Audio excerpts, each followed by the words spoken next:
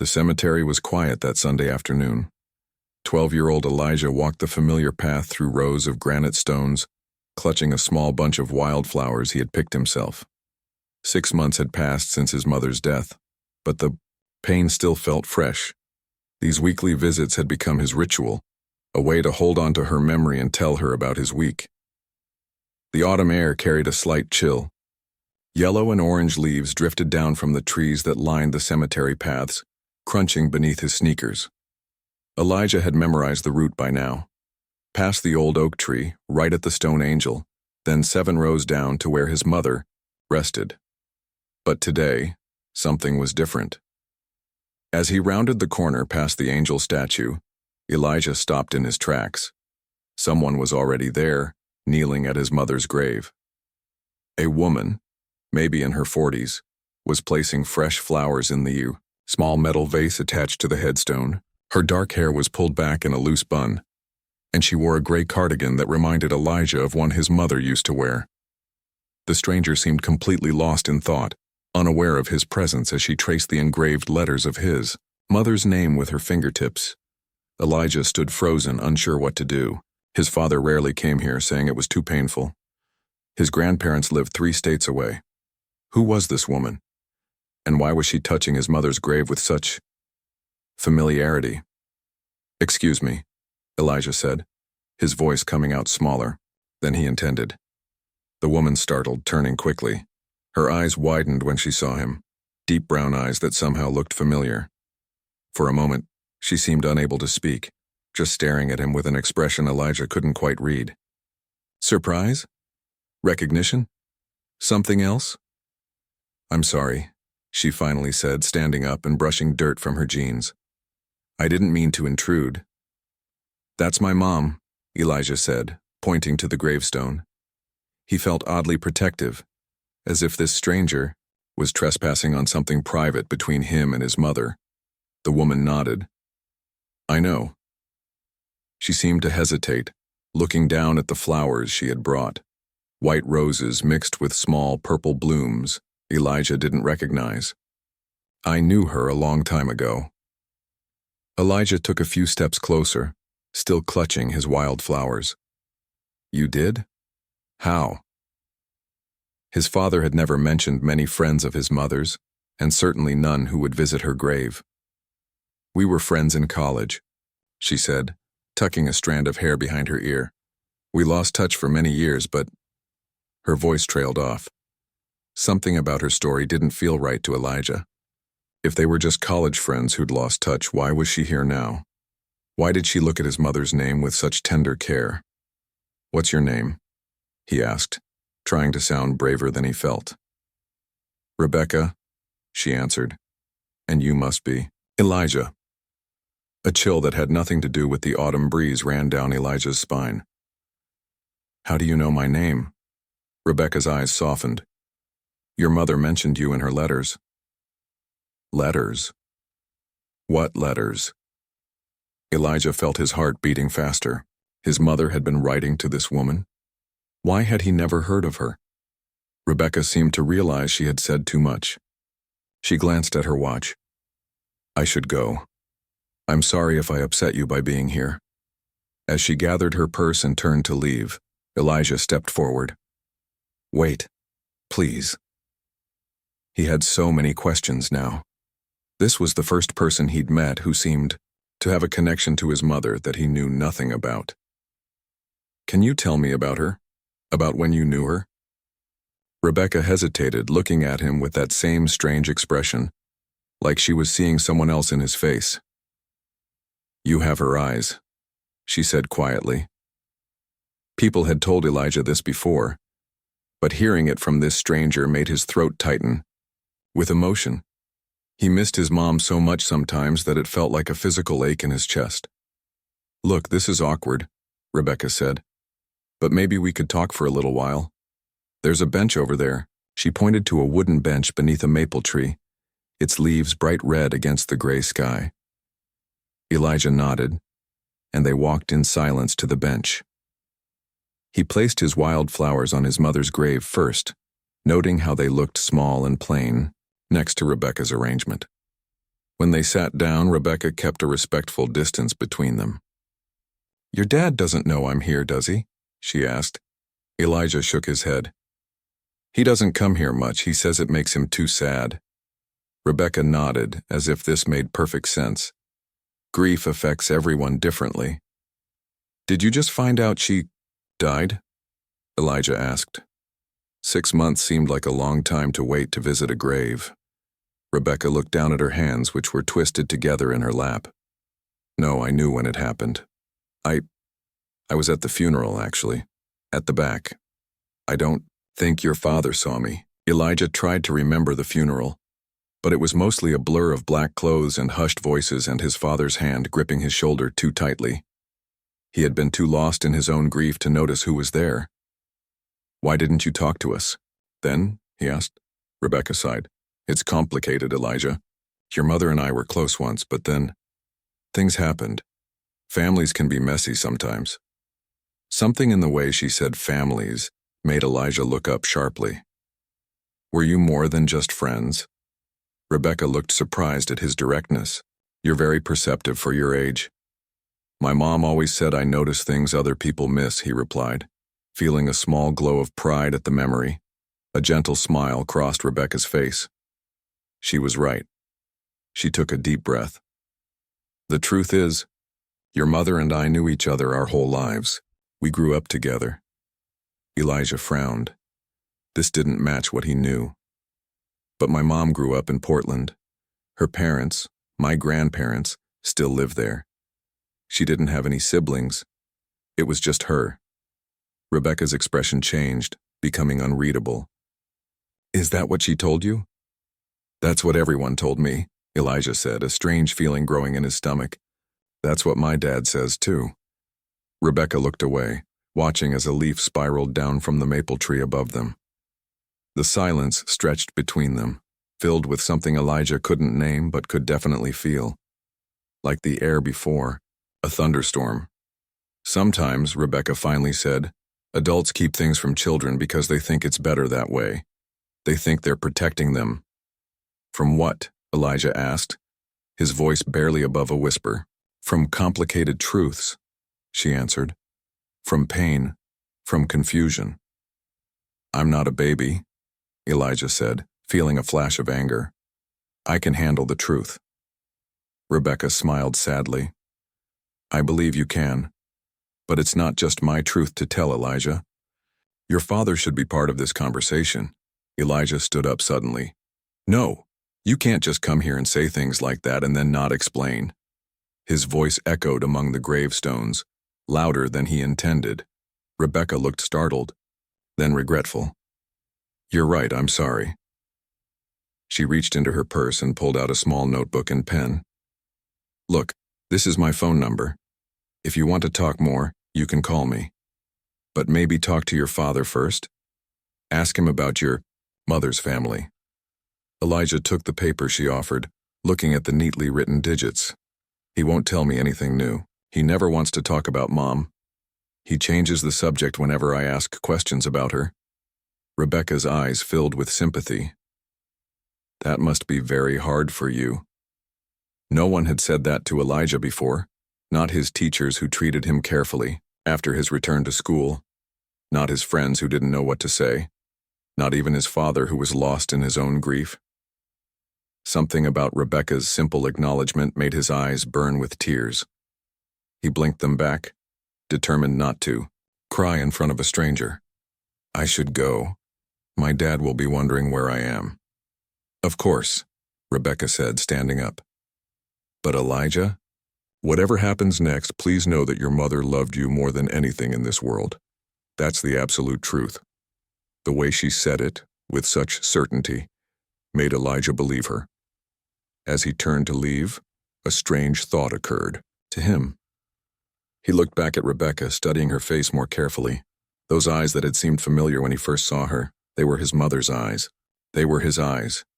And suddenly Elijah knew exactly who Rebecca might be, and why her presence at his mother's grave was so much more than a casual visit from an old friend.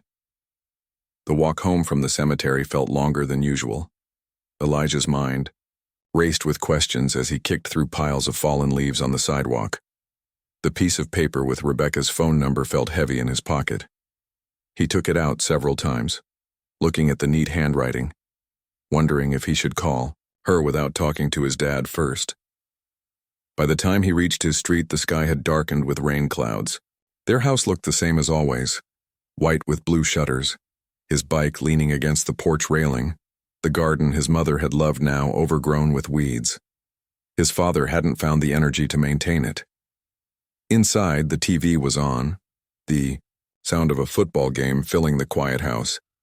His dad sat in his usual spot on the couch, a half-eaten sandwich on the coffee table. "Hey, bud," his father said, glancing up briefly. "How was your visit?" Elijah stood in the doorway, his heart pounding. "Fine," he said, then took a deep breath. "Dad, I met someone there." His father's attention remained on the game. "Oh? Someone from school?" "No." Elijah stepped further into the room. "A woman named Rebecca. She was putting flowers on Mom's grave." The change was instant. His father's body went rigid, and the remote control slipped from his hand, clattering to the floor. When he turned to look at Elijah, his face had gone pale. "What did she say to you?" His voice was tight, almost unrecognizable. Elijah felt a chill run through him. The reaction confirmed what he had begun to suspect at the cemetery. "Not much," he said carefully. "Just that she knew Mom. From college," she said. He watched his father's face closely. "But I don't think that's the whole truth." His father stood up abruptly, running a hand through his hair, a nervous gesture Elijah had seen many times since his mother's death. "Listen, Elijah. That woman, she shouldn't have approached you. It wasn't appropriate." "She didn't approach me," Elijah corrected. "I saw her at Mom's grave and I went up to her." His father paced the living room, the football game forgotten. "Still, she shouldn't have." He stopped, seeming to struggle with his words. "What else did she tell you?" Elijah hesitated. Should he mention his suspicion? The way Rebecca's eyes looked so much like his and his mother's, the hint that his mother's family history might not be what he'd always been told. "Dad," he said quietly. "Who is she? Really?" His father sank back onto the couch, suddenly looking tired. "It's complicated, Elijah." "That's what she said too." Elijah moved to sit beside his father. "But I'm not a little kid anymore. I can handle complicated." His father was quiet for so long that Elijah thought he might not answer. Finally, he sighed, deeply. "Rebecca is your mother's sister." Even though Elijah had suspected something like this, hearing the words out loud made his stomach drop. "But you and Mom always said she didn't have any siblings. You said it was just her and Grandma and Grandpa." "That's what your mother wanted you to know," his father said, rubbing his temples. "She and Rebecca, they had a falling out. A big one. They didn't speak for years. But why lie about it? Why say she didn't even exist?" His father looked at him with sad eyes. "Your mother thought it would be easier that way. She didn't want you asking questions about an aunt you'd never meet. She didn't want you feeling like you were missing part of your family." Elijah tried to process this information. His mother had a sister, he had an aunt, who had been erased from family stories. Who else didn't he know about? What other secrets had been kept from him? Were they trying to make up? He asked. "Rebecca said Mom wrote her letters." His father looked surprised. "She told you that?" Elijah nodded. "Just that Mom mentioned me in them." His father leaned back, staring at the ceiling. "Your mother reached out to Rebecca about a year before she got sick. I didn't think Rebecca ever responded." "But she must have," Elijah insisted. "She knew who I was. And she came to the funeral." "She was at the funeral?" His father looked genuinely shocked. "I never saw her. She said she stayed in the back." His father shook his head slowly. "After all those years of silence, she shows up at the funeral and now at the grave." He looked at Elijah sharply. "Did she give you any way to contact her?" Elijah hesitated before pulling out the paper from his pocket. "Her phone number." His father stared at it but didn't take it. I don't think it's a good idea for you to call her Elijah. Why not? Elijah felt a flash of anger. She's my aunt. She knew Mom in ways you didn't, in ways I never got to. His voice cracked on the last words. His father's expression softened. I understand you want to know more about your mother, but Rebecca, there's history there that you don't understand. Then explain it to me. Elijah stood up, frustration building. Everyone keeps saying things are complicated or that I wouldn't understand, but no one actually tells me anything. His father looked startled by the outburst. After a moment, he nodded slowly. You're right. You deserve to know. He patted the couch beside him. Sit down, son. Elijah sat, waiting as his father seemed to gather his thoughts. Your mom and Rebecca grew up in Portland like you know, he began. Their parents, your grandparents, were good people but strict, very religious. When your mom went to college, she wanted to experience life away from their rules. She and Rebecca both did. His father's gaze grew distant, remembering. That's where I met her, at university. She was so full of life, so eager to try new things. Rebecca was there too, but she was different. More serious, more tied to their parents' values. Elijah tried to picture his mother as a young college student, before she was his mother. It was hard to imagine. What happened between them? He asked. His father sighed. Your grandmother got sick during their junior year. Cancer. Your mom wanted to take time off to help care for her, but Rebecca insisted they both stay in school, that it's what their mother would want. They argued about it, said things they couldn't take back. That doesn't sound bad enough to stop talking forever, Elijah observed. It wasn't just that. After your grandmother recovered, there was an issue with money, an inheritance from a great-aunt that got complicated. The sisters took different sides. Then when your mom and I decided to move across the country after graduation, Rebecca saw it as your mother abandoning the family. So they just stopped being sisters? The concept seemed impossible to Elijah. People can hold grudges for a long time, his father said sadly, especially family. By the time you were born, they hadn't spoken in years. Your mom would sometimes talk about reaching out, but then time would pass and it got harder to bridge that gap, until a year before she died, Elijah said quietly. His father nodded. She knew she was sick before she told anyone else. I think it made her think about what really mattered. A heavy silence fell between them. Outside, rain had started to fall, pattering against the windows. I want to meet her, Elijah said finally. Properly, I mean. She's the only person who knew Mom the way I never did. As a sister, as a kid growing up. His father looked troubled. Elijah, please, Dad. Elijah rarely begged for anything, but this felt important. I won't get to know Mom any better now, she's gone. But Rebecca is here, and she came to the cemetery for a reason. His father studied him for a long moment. You really are growing up, aren't you? He said softly. Your mother always said you had an old soul. Elijah waited, hardly daring to hope. Finally, his father nodded. Okay, we can call her together. Invite her over for dinner, maybe. He held out his hand for the piece of paper with Rebecca's number. But I want to be there, Elijah. Whatever Rebecca has to say, we should hear it together. Elijah handed over the number, relief washing through him. Thank you. His father stood up, phone in hand. I'll make the call.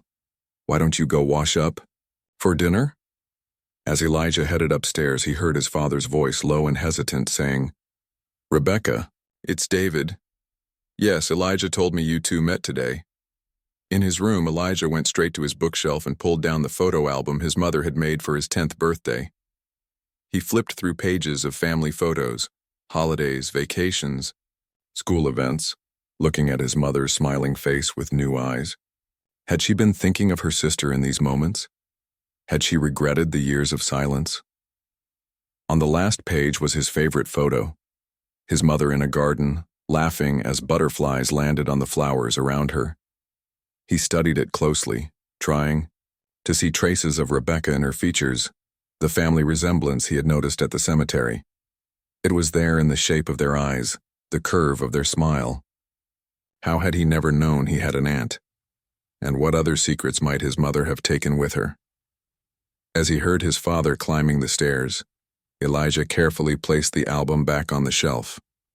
Tomorrow would bring answers, and perhaps more questions. For tonight he had discovered something both unsettling and comforting. The story of his mother's life was bigger, more complex than he had ever known, and somehow that made her feel closer than she had in months. Elijah couldn't sleep. He lay awake long after his father had ended the call with Rebecca, staring at the glow-in-the-dark stars on his ceiling, stars his mother had helped him put up when he was 8. Tomorrow evening, Rebecca would come for dinner. His aunt. The Maidai word felt strange, unfamiliar. The next morning at school, he couldn't focus on his classes. His math teacher had to call his name twice during a problem on the board. At lunch, his friend Tyler noticed something was off. "Earth to Elijah," Tyler said, waving a hand in front of his face. "You've been staring at your sandwich for like 5 minutes without taking a bite." "Sorry," Elijah mumbled. "Just thinking." "About what? You look like you've seen a ghost or something." Elijah considered telling Tyler about Rebecca, but it felt too personal, too new. "Just family stuff," he said eventually. How could he explain something he barely understood himself? The rest of the school day crawled by. When the final bell rang, instead of heading straight home, Elijah found himself walking toward the public library. He had an hour before his father would expect him, and a question that needed answering. The library was quiet, just a few elderly patrons reading newspapers and a couple of college students hunched over laptops. Elijah made his way to the computers in the back. He sat down at an empty one and opened a search engine. He stared at the blank search box for a moment, then typed, "How to find old family photos online." After reading a few articles, he tried another search. Portland, Oregon newspaper archives. He wasn't sure what he was looking for exactly, but the idea had formed during his restless night. If his mother and Rebecca had grown up in Portland, maybe there would be some record of them. School achievements, community events, anything that might give him a glimpse of their shared past. The library's database gave him access to the Portland Tribune archives. Elijah typed in his mother's maiden name, Chen, and waited as the system searched. Several results appeared, mostly from the 1990s and early 2000s. Elijah clicked on the oldest one, from 1997. It was a small article about a high school piano competition. His heart jumped when he saw his mother's name, Lisa Chen, second-place winner. The article mentioned she performed a piece by Chopin. His mother had played piano. How had he never known this? He clicked on another result, this one from 1999. It was a photo from a community cleanup event at a local park. The caption listed several volunteers, including sisters Lisa and Rebecca Chen. Elijah leaned closer to the screen, studying the grainy black and white photo. 2 teenage girls stood side by side, holding garbage bags and wearing matching volunteer t-shirts. Even with the poor image quality, he could see their resemblance. Elijah hit the print button. He needed to see this photo on paper, to hold this piece of his mother's history in his hands. As he waited by the printer, he tried one more search, this time including both his mother's and Rebecca's names. A result from 2001 caught his eye. A college newspaper article about 2 sisters who had created a small scholarship fund in memory of their father. Their father? But his grandfather was still alive in Portland. At least, that's what he'd always been told. Confused, Elijah clicked on the article. It mentioned that Lisa and Rebecca Chen had established the fund to honor their late father, Dr. Thomas Chen, who had passed away when they were children. Their stepfather, William Park, was quoted as saying how proud he was of the girls for giving back to their community. Stepfather? Elijah sat back, stunned. His mother's father, his grandfather, wasn't his biological grandfather at all. Another secret, another piece of family history kept from him. With his printed photo and a growing sense of disbelief, Elijah headed home. His father's car was already in the driveway earlier than usual. Inside, he found him cleaning the living room, something he rarely did these days. "Hey," his father said, looking up from dusting a bookshelf. "How was school?" "Fine," Elijah replied automatically. He pulled the library printout from his backpack. "Dad, I found this." His father took the paper, frowning as he recognized the faces in the photo. "Where did you get this?" "Library archives." Elijah watched his father's expression carefully. "The article mentioned Mom and Rebecca were sisters, but I also found something else." He took a breath. "About Grandpa Park not being Mom's real dad." His father sighed, placing the photo on the coffee table. "You've been busy. Why didn't anyone tell me these things?" Elijah tried to keep the hurt from his voice, but it crept in anyway. "Grandpa and Grandma Park visit every Christmas. They send me birthday cards.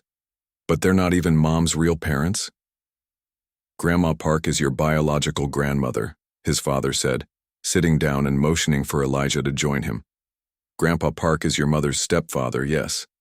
But he raised her from the time she was 6 years old. He was her father in every way that matters."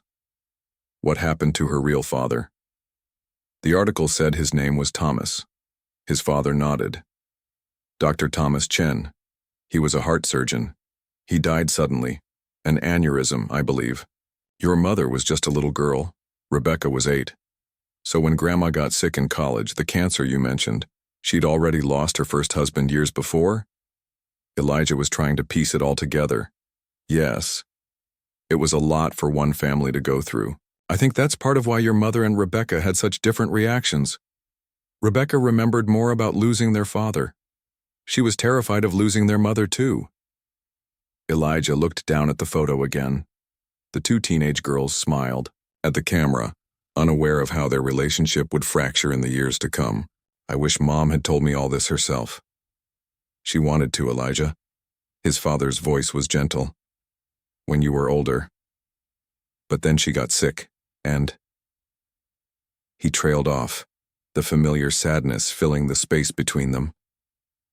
"I'm going to ask Rebecca about it tonight," Elijah decided. "About their dad. About everything." His father hesitated. "Just be prepared, okay? Rebecca might see some of these family stories differently than your mother did. People remember the same events in different ways sometimes."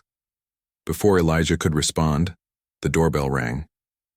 They both looked at the clock. It was only 5:30, half an hour earlier than they'd expected Rebecca. His father went to answer the door. Elijah stayed on the couch, suddenly nervous. What would he say to this woman who was both a stranger and his closest living link to his mother? He heard low voices in the entryway, then footsteps. Rebecca appeared in the living room doorway, looking as nervous as Elijah felt. She carried a large canvas tote bag and a small potted plant with purple flowers. "Hello, Elijah," she said with a small smile. "I hope it's okay that I'm early. I wasn't sure about traffic." Elijah nodded, not trusting himself to speak. His father came in behind her, his expression unreadable. "I brought something for the house," Rebecca said, holding out the plant. "African violets. Your mother always loved them." "Thank you," his father said, taking it. "I'll put it in the kitchen window." He disappeared, leaving Elijah and Rebecca alone. Rebecca sat in the armchair across from Elijah, her tote bag on her lap. "This is a bit awkward, isn't it?" she said with a nervous laugh. Elijah nodded again. Then, remembering the photo, he picked it up from the coffee table and held it out to her. "I found this today, at the library." Rebecca took the paper, her eyes widening. "Oh my goodness," she whispered. "The park cleanup. I'd forgotten about this." She looked up at Elijah, her eyes shining with emotion. "You've been doing some research, I see." "I found out about your real dad, too," Elijah said. "Dr. Chen." Rebecca's expression softened. "You're very thorough, just like your mother was." "Did she look like him?" Elijah asked. "I've never even seen a picture." Rebecca reached for her tote bag. "That's actually part of why I came early. I wanted to show you some things before dinner." She pulled out a worn leather photo album. "I brought these for you. Pictures your mother might have wanted you to have." Elijah moved to sit beside her as she opened the album. The first photo showed two little girls in matching dresses, sitting on the lap of a tall, smiling man with kind eyes. "That's us with our father," Rebecca said softly. "Lisa was 5 here. I was 7. Elijah stared at the man, his grandfather, feeling an unexpected connection to this stranger who had died decades before he was born. "Mom has his smile," he said. "Yes, she did," Rebecca agreed. "And you have it too." She turned the page to show more photos. The sisters building a snowman at a beach, blowing out birthday candles. Their father appeared in some, then was absent. Later photos showed a different man, William Park, joining their family pictures. "After Dad died, Mom was alone with us for 3 years," Rebecca explained. "Then she met William. He was a good man, a good stepfather, but—" She hesitated. "But what?" Elijah prompted. Rebecca sighed. "Lisa accepted him more easily than I did. I was older and I remembered our father more clearly. I resented William for a long time, even though he never tried to replace Dad. That was the beginning of our differences, I think."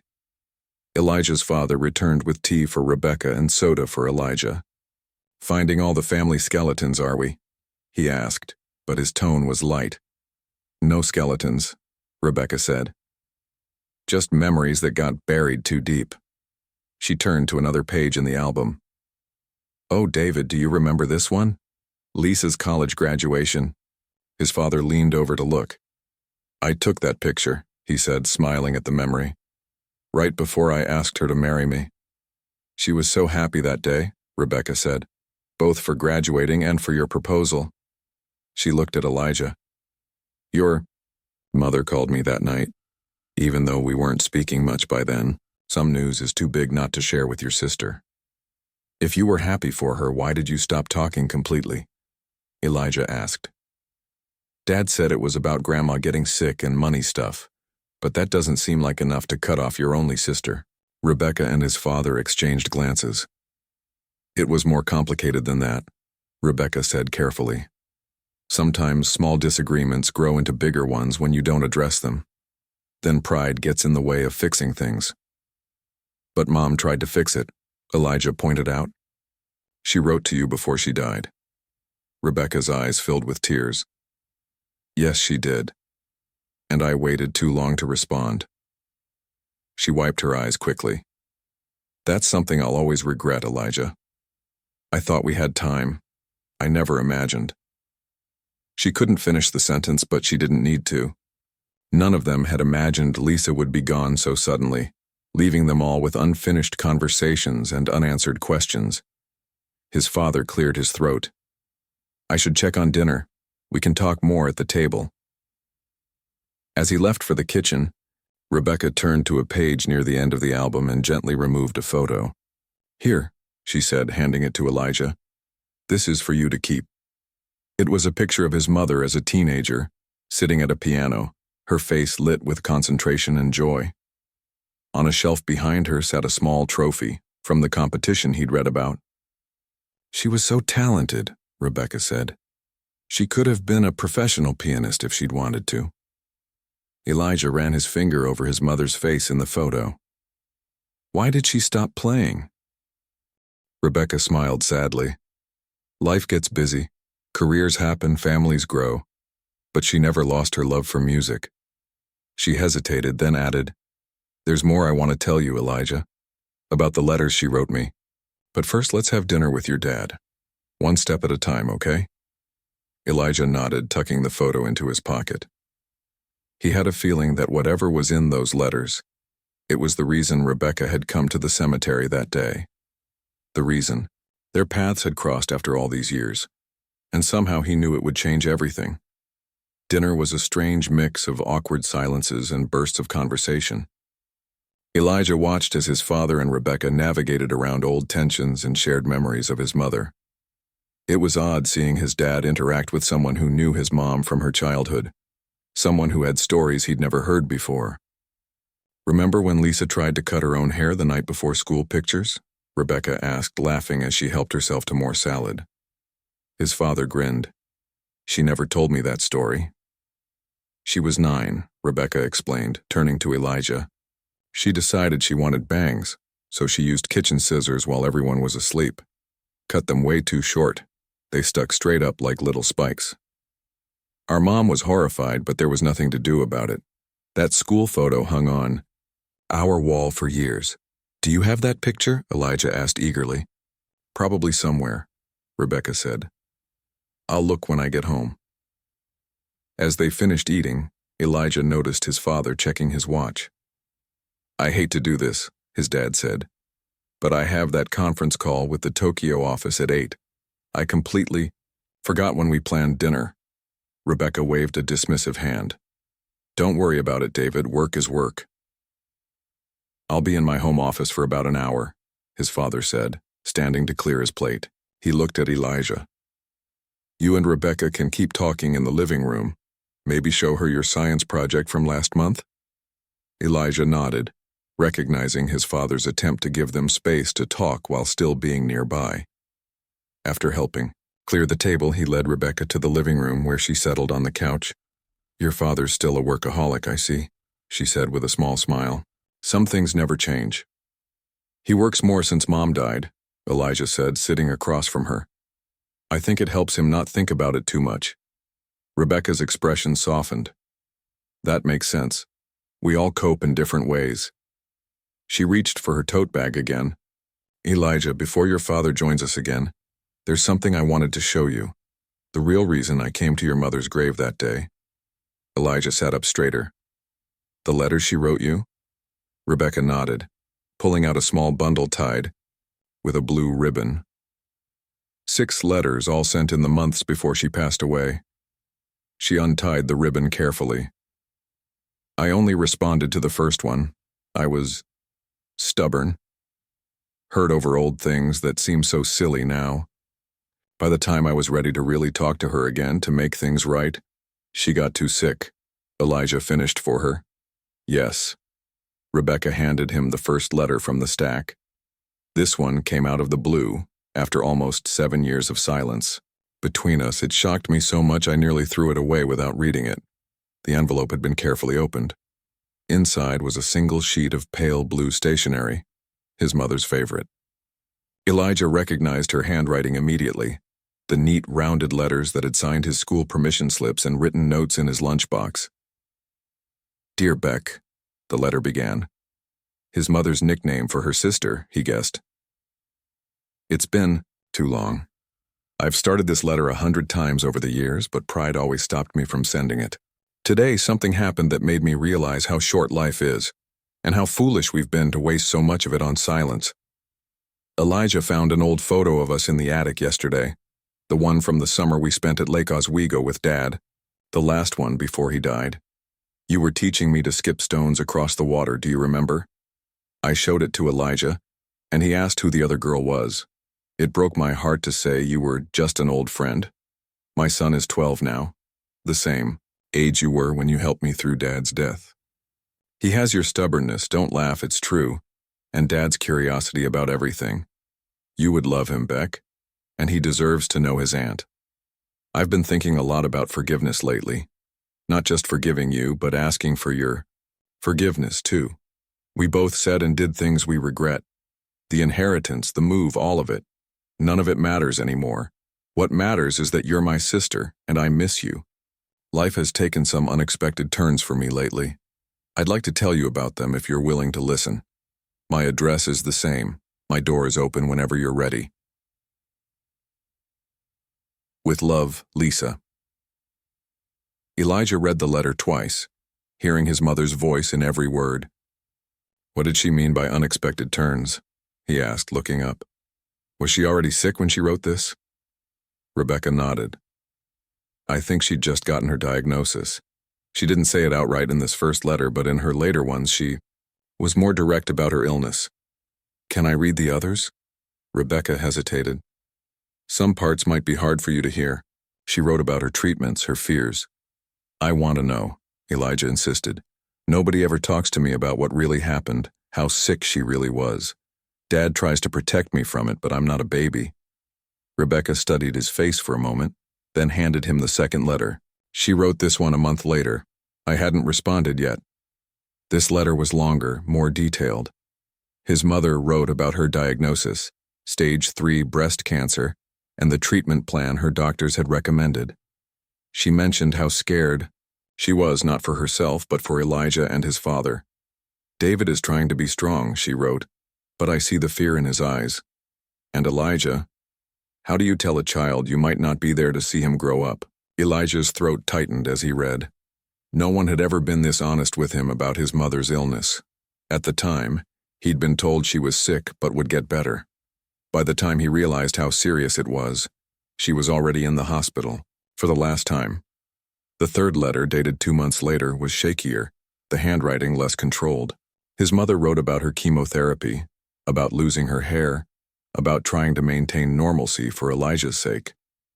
He knows something is wrong, she wrote, but we've shielded him from the worst of it. Maybe that's a mistake. I don't know. Anymore. Near the end, there was a paragraph that made Elijah pause. I've been going through old things, organizing for when I'm gone. I found Dad's journals from when we were kids. Did you know he kept them? All those stories he used to tell us, he wrote them down too. I've been reading them to Elijah at night. It feels like connecting him to a grandfather he never knew. There's a whole box of Dad's writings in our attic. Poems, stories, letters. To Mom, if anything happens to me, I want Elijah to have them. Will you make sure of that, Beck? David doesn't know about the box. It would mean everything to me to know that piece of our family history won't be lost. Elijah looked up at Rebecca. A box in our attic? With my grandfather's writings? Rebecca nodded. That's why I came to the cemetery that day. I finally answered her last letter, but it was too late. She was already gone. I've been trying to work up the courage to approach your father about it, but... She shrugged. We were never close, even before Lisa and I stopped speaking. We need to look for it, Elijah said, standing up. Right now, Dad's busy with his call. We can check the attic. Elijah, I don't think we should go behind your father's back, Rebecca began, but Elijah was already heading for the hallway. We're not, he insisted. We're fulfilling Mom's wish. Isn't that more important? Rebecca hesitated, then followed him.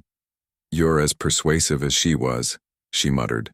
The attic access was in the ceiling of the upstairs hallway. Elijah dragged a chair from his room and climbed up to push open the hatch.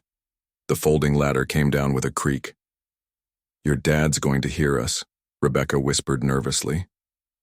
His office is downstairs at the back of the house, Elijah whispered, back. Besides, he always wears headphones for his calls. He started up the ladder. Come on. The attic was stuffy and dim, lit only by a single bulb that Elijah pulled on as he reached the top. Dust motes danced in the yellow light. The space was filled with stacked boxes, old furniture, and holiday decorations. There's so much stuff up here, Rebecca said, looking around. How will we know which box is the right one? Elijah thought for a moment. Mom organized everything. She would have labeled it. He moved to a stack of boxes against the far wall. These are all marked. Christmas decorations, baby clothes, photo albums. Rebecca went to another section. These look like they're from the move. Lisa's college textbooks, David's sports equipment. They searched in silence for a few minutes, moving carefully through the crowded space. Elijah sneezed twice from the dust. Wait, Rebecca said suddenly. Over here. She was kneeling beside a wooden chest in the corner, partially hidden behind an old rocking chair. Unlike the cardboard boxes, this was an actual trunk with brass fittings. A small label on top read simply, Dad's things. This must be it, Elijah said, kneeling beside her. It looks old. It is, Rebecca confirmed. This chest belonged to our father. He kept it at the foot of his bed. After he died, our mother put it in storage. I haven't seen it in years. The chest wasn't locked. Rebecca lifted the lid slowly as if opening a treasure chest in an old movie. Inside, neatly stacked, were notebooks, folders and loose papers, yellowed with age. On top lay a small leather-bound journal with a bookmark, sticking out. Elijah picked it up carefully. The bookmark was actually a photograph, the same one he'd seen in Rebecca's album, of his mother and Rebecca as little girls with their father. He opened to the marked page and found an entry dated, "Just 3 days before Thomas Chen's death. My girls are growing so fast," his grandfather had written. Lisa lost another tooth today and insisted on staying up to wait for the tooth fairy. Beck helped me convince her that the tooth fairy only comes when children are sleeping. The way they look out for each other makes me so proud. I hope they always stay close, always protect each other. A sister is a gift, someone who shares your history, who remembers the same storms and sunsets. I pray they'll remember that when they're grown, when life inevitably pulls them in different directions. Elijah's vision blurred with unexpected tears. These were his grandfather's actual thoughts written in his own hand, a voice from the past, speaking directly to him. "He would have loved you," Rebecca said softly, seeing his emotion. "You remind me so much of him, the way you search for answers, the way you listen." Beneath the journal were folders of writing, short stories, poems, letters, and a stack of composition books filled with more journal entries. At the very bottom of the chest was a sealed envelope with Elijah's name written on it in his mother's handwriting. "She knew you'd find this someday," Rebecca said as he held up the envelope with shaking hands. Elijah was about to open it when they heard footsteps on the stairs below, then his father's voice calling his name. "Elijah? Rebecca? Where are you? Guys?" They looked at each other, caught. "Up here, Dad," Elijah called back. "In the attic." His father's head appeared in the opening. "What are you doing up there?" Then he saw the open chest between them and went very still. "Oh, I'm sorry, David," Rebecca said quickly. "This is my fault. No, it's not," Elijah cut in. "I wanted to find Grandpa's writings. Mom mentioned them in her letters to Rebecca." He held up the envelope with his name on it. "She left this for me." His father climbed the rest of the way into the attic, his expression unreadable. He moved closer and sat down heavily on an old trunk opposite them. "I wondered when you'd find that," he said quietly. "I've been waiting for the right time to show you." "You knew about this?" Elijah and Rebecca asked simultaneously. His father nodded. "Lisa showed me the chest a few weeks before she..." He swallowed hard. "Before the end. She made me promise that when you were ready, I'd make sure you got it." He looked at Rebecca. "All of it, including your father's things." "Why didn't you tell me?" Elijah asked. His father looked tired suddenly, the lines around his eyes deeper. "I wasn't sure you were ready.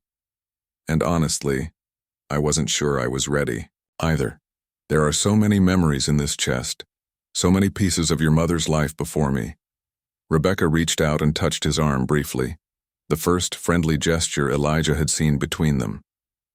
"She wanted us all to have these memories, David. She was trying to bring her family back together even if she couldn't be here to see it." His father nodded, then looked at the envelope in Elijah's hands. "You should read that. It's for you." Elijah carefully opened the envelope. Inside was a single sheet of paper, the same pale blue stationery as the letters to Rebecca, but this one was dated just 2 weeks before his mother died. "My dearest Elijah," it began, as he read the first lines of his mother's final message. To him, Elijah knew that whatever came next would change everything, just as meeting Rebecca at the cemetery had changed everything. Some endings, it seemed, were also beginnings. Elijah's hands trembled as he held his mother's letter. The attic was quiet except for the soft sound of rain beginning to patter on the roof above them. His father and Rebecca waited silently, giving him space to read his mother's final message. "My dearest Elijah," the letter began in his mother's familiar handwriting. "If you're reading this, it means you've found your grandfather's chest and hopefully, you've met your Aunt Rebecca. I've been trying to bring her back into our lives, though I'm not sure I'll succeed in time. Some mistakes take a lifetime to fix, and I'm afraid time is the one thing I don't have enough of anymore. There's so much I wanted to teach you, so many places I wanted to show you as you grew up. Since I can't be there in person, I'm leaving you the next best thing: stories. Your grandfather was a wonderful storyteller and writer. He filled these journals with tales of our family, with wisdom and humor and love. Through his words, you'll get to know the grandfather you never met, and you'll see a side of me I never got to show you. Me as a little girl, as a sister, as a daughter. I've asked Rebecca to make sure you get these journals when the time is right. If she's with you now, it means she honored that promise, and for that I'm grateful. I hope you two have found a connection. She was my best friend for so many years before our foolish pride got in the way. She has so much to offer you, Elijah. A link to our family history, a different perspective on the world, and a fierce kind of love that, once given, never truly goes away, even when it's hidden. There's something else in this chest that belongs to you now. At the very bottom, wrapped in my old blue scarf, is a small wooden box. My father carved it himself, and inside are my most precious keepsakes, including something I've been saving for you since the day you were born. Life doesn't always go as planned, sweetheart. Sometimes it ends too soon or takes unexpected turns, but love, real love, never really ends. It stays in the stories we tell, in the lessons we pass down, in the hearts of those who remember us. Remember me, Elijah. Not with sadness, but with joy. Live fully. Forgive easily. Love deeply. And know that wherever you go in this life, a part of me goes with you. All my love, forever and always. Mom. Elijah looked up from the letter, his vision blurred with tears.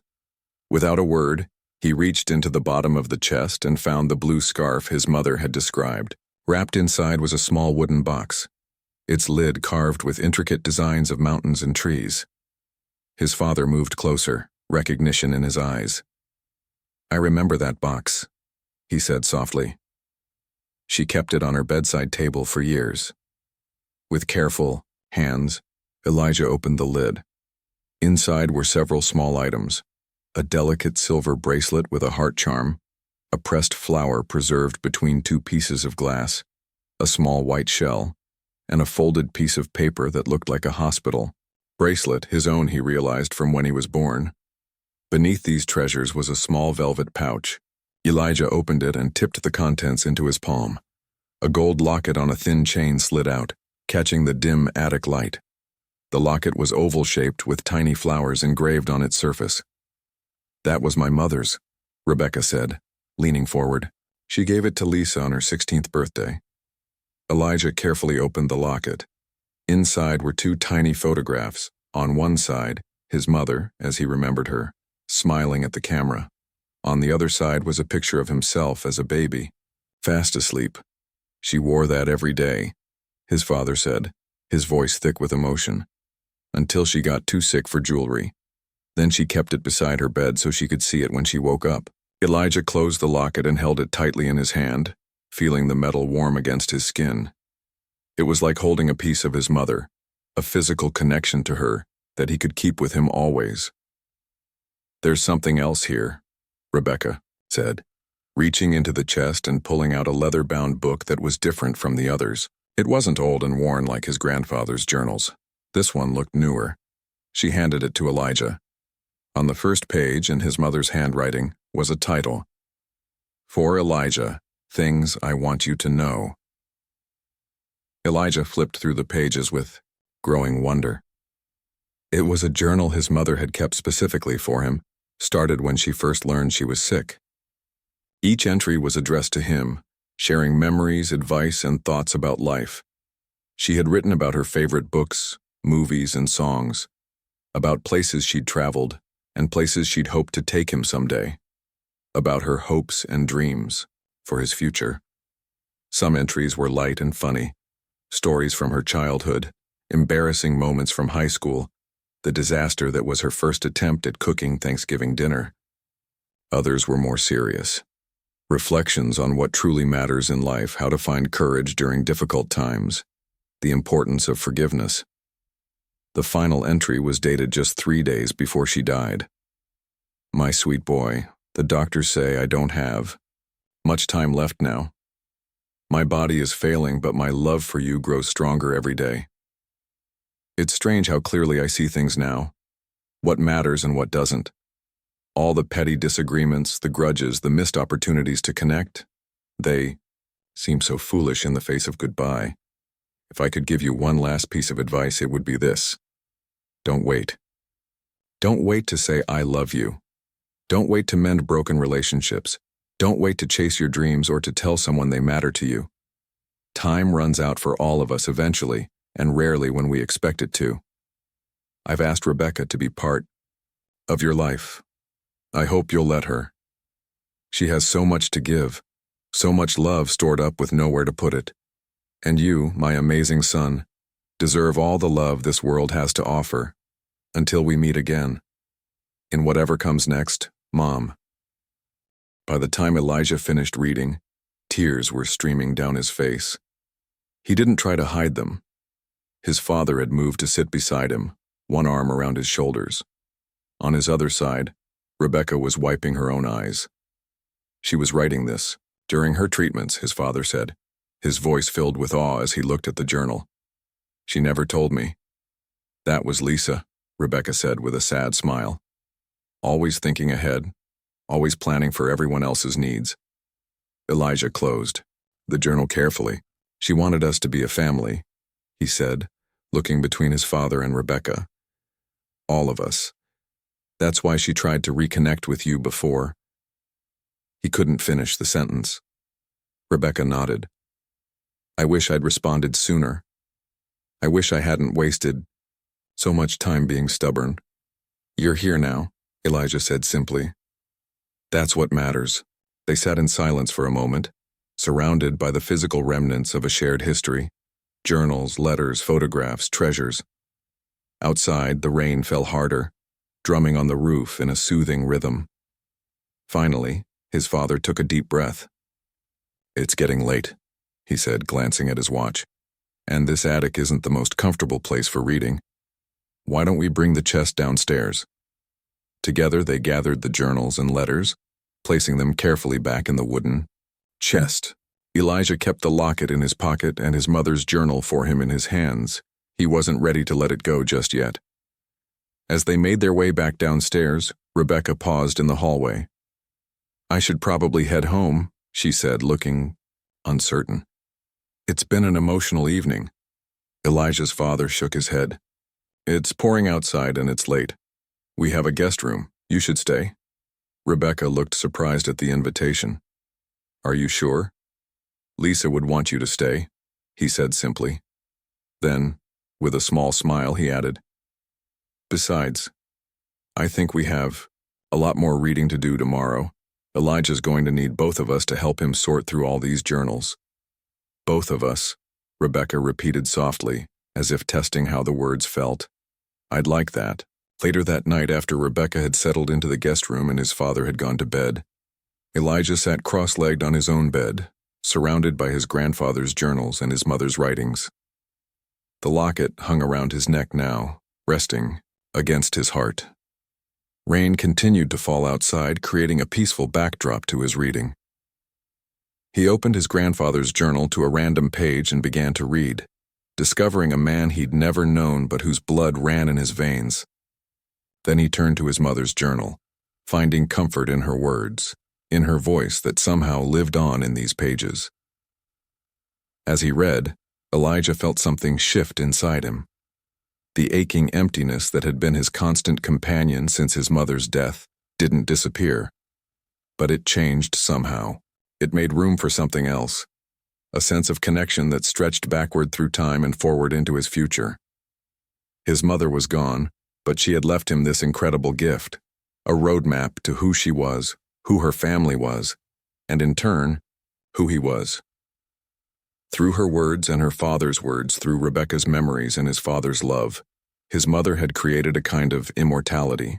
She lived on in these stories, in these shared memories, in the legacy of love she had carefully preserved for him.